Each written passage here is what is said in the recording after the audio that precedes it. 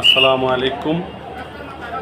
আপনার যদি হাতের তালু এবং পায়ের তালু জ্বালা যন্ত্রণা করে, এরকম অনেক পেশেন্ট আছে যে একটু ঘুম কম হইলে মাথা ঘুরাবে, হাতের তালুর পায়ের তালু জ্বালা যন্ত্রণা করবে, অতিরিক্ত পানি খাইতে আছেন কিন্তু কাজ হচ্ছে না, তাদের জন্য আজকে ঘরোয়া টোটকা একটি ট্রিটমেন্ট বলে দিব।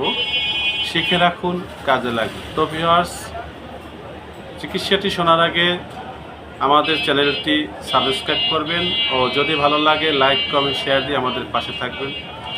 তো শোনা যাক এবার ট্রিটমেন্টটি কী করবেন। এই যে স্ক্রিনে দেখতে পাচ্ছেন পাথরকুচি পাতা, পাথর চুনা পাতা, আপনি 2টা পাথর চুনা পাতা নেবেন, নিয়ে ওটা পাটায় পিষে অথবা ব্লেন্ডার করে যেভাবেই হোক আপনি রস করবেন।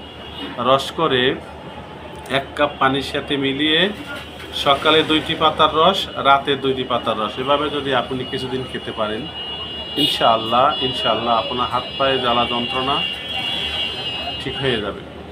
আসসালামু আলাইকুম।